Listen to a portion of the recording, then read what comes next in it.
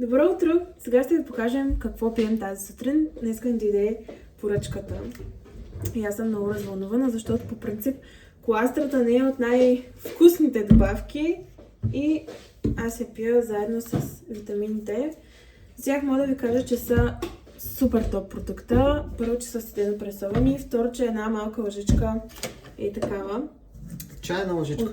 Да, 5 мл от тези витамини е все едно човек да изяде 7 кг плодове и зеленчуци и то различни видове, тропични плодове, наведнъж. Всякакви, което е почти физически невъзможно да се случи в един ден. Така че витамините са супер, нямат добавена захар, подсладители, каквото и да е било. 3 опаковки си получихме днеска и веднага отворихме едната. Всъщност ние ще ги смесим. Ще смесим коластрата, за която мога да ви кажа, че тъй като в Елар има два вида коластра, едната е на капсули, другата е течна. Ние имаме течна коластра, защото тя служи за пресичане на вируса. В момента, в деня, в който човек се усети болен, с температура, с трисане, с главоболие, с... Първите симптоми на разболяване, настинка, грип, вирус. Да, каквото и да е било, настинка или някакъв лек вирус, няма значение. Прави си ударна доза с коластра и вируса се пресича за 20 минути. 20 минути отнема на коластрата да навлезе в клетките в организма и съответно да подейства в кръвта. Ударна доза значи през 2 часа. По принцип приема е толкова. Не, виж, служи тук. Сега че ще сипаш 5 мл. Добре. Приема е долу-горе толкова, 5 мл, то не се вижда. Сега ще я смесим с витамините в тая чашка, защото на вкус е малко... Като мляко. Да, сурово мляко, развалено всъщност. Не развалено, не по-скоро сурово мляко на такова. Пък аз по принцип не обичам да пия мляко, което е без захар. Всъщност да, и витамините и те се приемат по толкова. Разтръскали ги преди това. Не. И първото нещо, което си пихме днес, освен коластрата и витамините, сега ще ви покажа. И те се приемат долу-горе една лъжичка. 5 мл. Вълнувам се. Може и алоe да сипеш между другото, не е проблем, аз съм го правил. Добре. Ето. Само да си извърша. И коластрата на капсули, тя е малко по-различна от тази, която е течната, защото тя е по-скоро за превенция, за да може да подсили имунната система и тя се случва с натрупване, докато тази е много по-силна от капсулите, защото капсулите трябва да се натрупат в организма, за да може да се подплати имунната система и съответно вируса да не може да се разпространи, понеже вирусите в организма няма как да се размножават и разпространяват сами. Те нямат такава система. Обаче начинът, по който действат е, че те се полекват по лигавицата, по стомаха, в червата и съответно заразяват тялото, така че коластрата на капсули действа така, че дори вируса да попадне в тялото, той не може да се размножи, защото... Ако си го представим, че той има нещо като антенки, като пипалца, с които се захваща. Кръчета, буквално те изчезват, коластрата ги убива. Реално и коластрата на капсули и течната имат едно и също действие, просто тази на капсули е чисто за профилактика. Няма как през 2 часа да правим ударни дози с по едно хапченце. Затова имаме течна. Докато течната може да се използва за превенция. Може да си пиеш... и за превенция става. Вместо през 2 часа по 5 мл, просто пиеш на ден една малка лъжичка 5 мл и така също се случва превенцията. Сложи и алоe, за да ти е алоето, което пием в момента, имаме в къщи, е с коприва, което е насочено към кръвоносната система, но не само.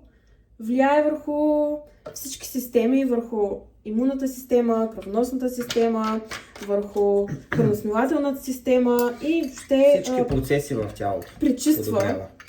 Действа пречистващо на тялото и аз виждам много голям ефект. От алоето съм супер доволна. Можеш да изпиеш и няколко таблетки от пробаланса, ако искаш. Не мога с това, трябва с вода. Може и с това, не е проблем. Не мога. Дори просто и е трудно да ги преглъща. Аз не пия хапчета. Да, оправдание. Аз си ги пия обаче всеки ден. Да спя next. Това е направо витаминозна бомба. Шот за имунната система. Човек, мега вкусно е това, направи си го. Аз да опитам, въпреки че днеска съм пил вече. Какво пи? От всичко. Той ли бе? Да. Кога успя? Веднага след като ги взех. Да, аз бях на маникюр и той взе поръчката. Малко разлях. Нищо. Не. Нищо. То ми е И жал. след това е нещо като рутина, която сме си създали. Просто като станем, си знаем да си изпием алоето, просто си правим процеса по-интересен, смесваме си ги, вместо да ги пием по-отделно, защото така е много по-вкусно.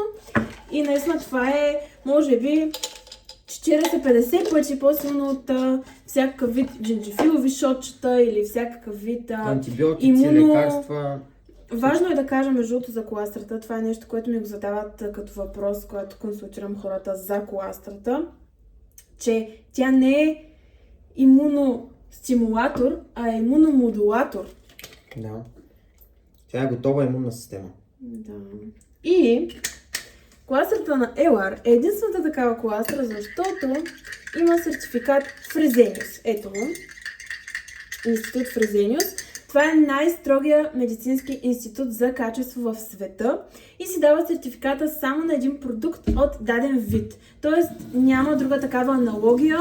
В търговската мрежа, по аптеките има коластра, но тя е някаква, която се разгражда в стомаха и не може наистина да даде пълното съдействие, просто защото много от полезните бактерии и вещества просто се убиват и умират в и почти няма течна коластра, което ако тя другата е на прах под формата на капсули, много трудно можем да я даваме на деца, на малки деца съответно.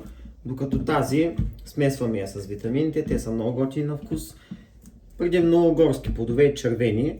Смесваме я и детенцето си я приема. Аз имам сестричка на 10 години, която като по-малка е пиела редовно и беше доста вкусно. Тя приемаше елоето с праскова.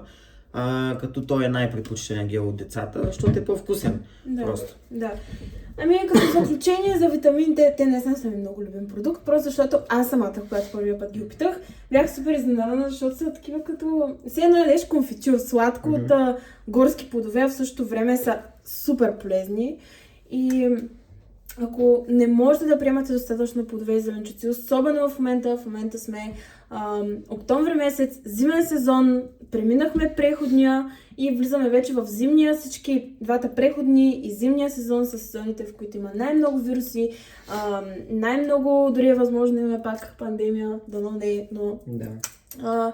И вирусите са навсякъде, особено при децата в училище, това е мястото, на което най-много се разпространяват по коридори, по врати, по дръжки, по чинове, столове. Там става най-много скупчване на хора, ако се замислим. Така че, ако децата не приемат достатъчно витамини, в момента има дефицит по магазините на сезонни плодове и зеленчуци, това е перфектен вариант, вкусен и мега полезен. Не само за деца, за всички. Да, а за коластрата, аз в момента, както виждате, леко кашлям. Още в първите дни, в които ми се появява кашлица или леко неразположение, веднага започвам ударните дози и до 2-3 дни всичко приключва. Даже не се разболявам, не стига до такава фаза на стинката. Аз по същия начин миналата седмица бях болничен, защото първия ден се усетих така настинала, втрисаше ме, много ми беше студено.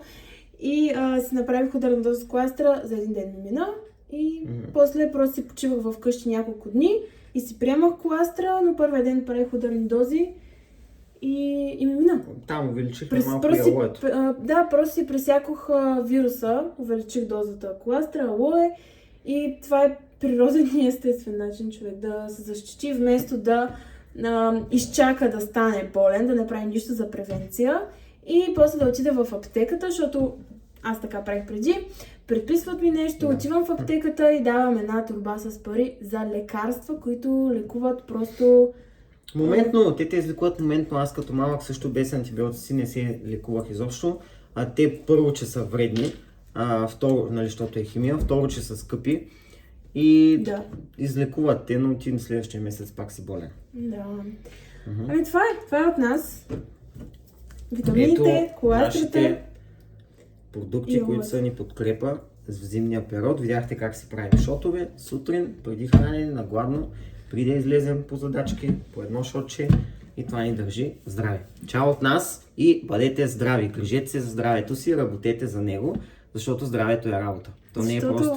То не е просто пожелание да сме живи и здрави. Здравето е работа. И ако не си свършим работата, ще отидем при лекаря, който се свърши неговата работа. Да. Чао!